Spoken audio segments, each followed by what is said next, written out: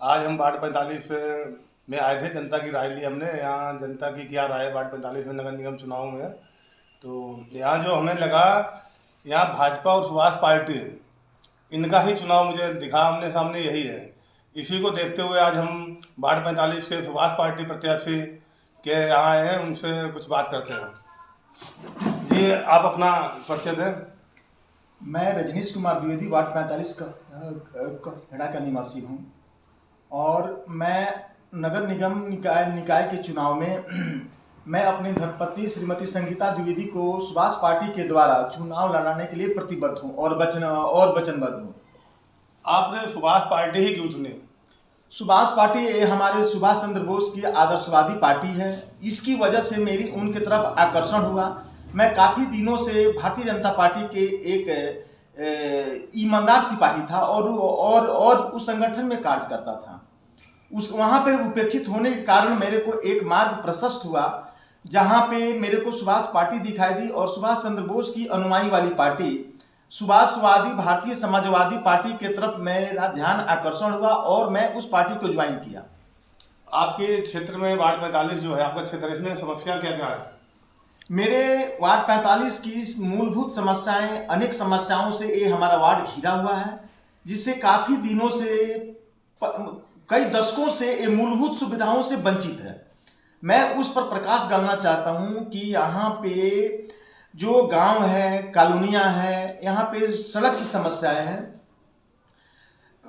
गंदे पानी की निकास नालियों की समस्याएं हैं, शुद्ध पेयजल की समस्याएं हैं, स्ट्रीट लाइट की समस्याएं हैं, शिक्षा क्षेत्र की समस्याएं हैं, कोई सरकारी स्कूल नहीं है, चिकित्सा की समस्याएं हैं, बहुत सारे समस्याएं हैं, सीवर की समस्याएं हैं, जिसे मेरा मन में एक वेदना प्रकट हुआ और जिसे मैं अपने समस्याओं को लेकर के समाज के अंदर लोगों को दुखित देख करके हमारे अंदर एक इस आवाज को उठाने के लिए प्रेरणा मिली कि क्यों ना हम इनके आवाज को लेकर के समाज के बीच जाएं और इस प्रमुख बिंदुओं को पर प्रकाश डाल करके मैं निस्वार्थ अपने इस कर्म भाव के थ्रू, अगर जनता ने मेरे को वार्ड 45 में सेवा करने का मौका दिया तो मैं निश्चित रूप से मैं एक ईमानदार निगम सभासद के पद पर रहते हुए एक आदर्श और सर्वोत्तम वार्ड बनाने का संकल्प और प्रयास करूंगा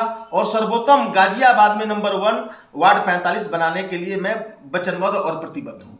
जो वर्तमान पार्षद हैं इसमें भाजपा के, तो जो हमने भी देखा कि बहुत सारी गलियां अभी कच्ची पड़ी है, नहीं बन पाई हैं, तो उनके बारे में आप क्या कहना चाहेंगे? देखिए, हमारे वर्तमान पार्षद आज 15 सालों से सत्तासीन है और लमसम 25-27 वर्षों से महापौर यहाँ भारतीय जनता पार्टी के हैं। इन सब नजरों को देखते हुए अभी हमारा क्षेत्र काफ़ी विकास क्षेत्रों से काफ़ी वंचित है। इसमें विकास नाम का कोई चीज़ नहीं हुआ, नगण्य विकास हुआ।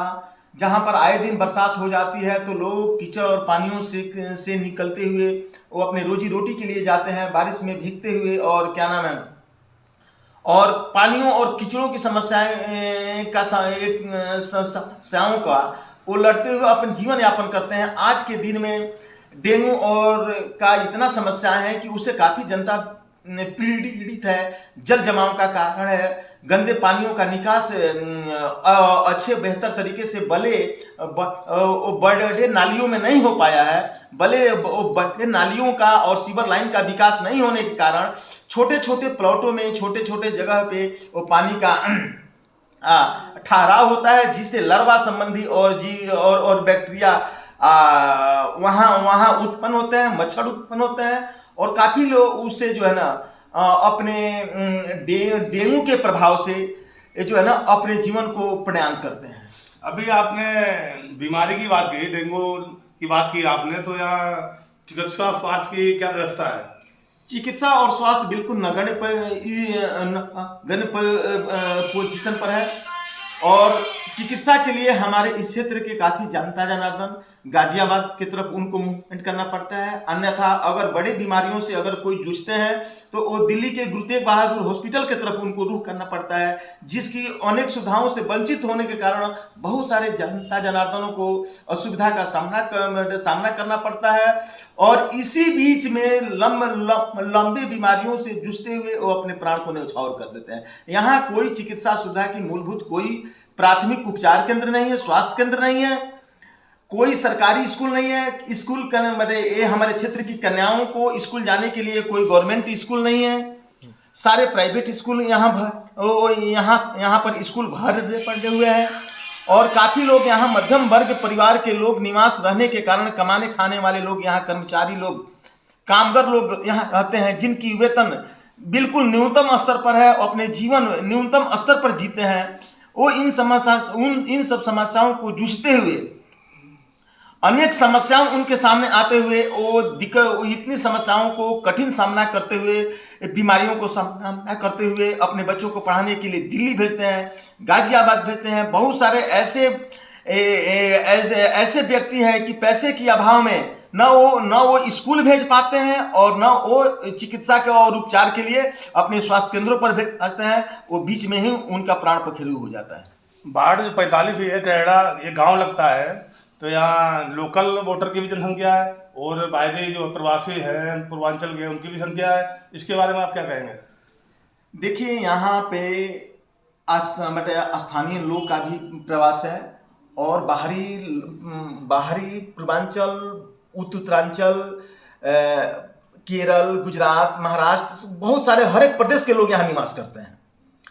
तो ये सब दोनों लोग निवास करते हैं और मूलभूत सुविधाओं से वंचित है। दोनों लोगों को से बातचीत करने के बाद से वो अपनी समस्याओं को मेरे पास लेकर आते हैं और मेरे से कहते हैं कि सर, हम इस मूलभूत सुविधाओं से काफ़ी हम वंचित हैं, इसके लिए आप प्रयास कीजिए।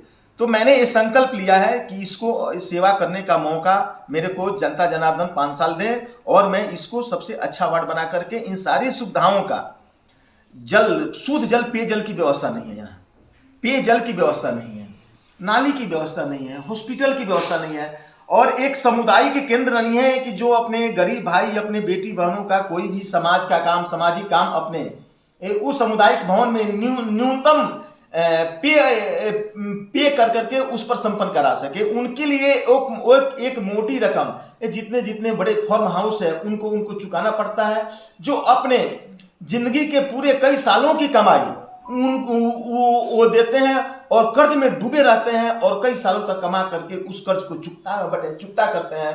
उनके अंदर ये बहुत सारी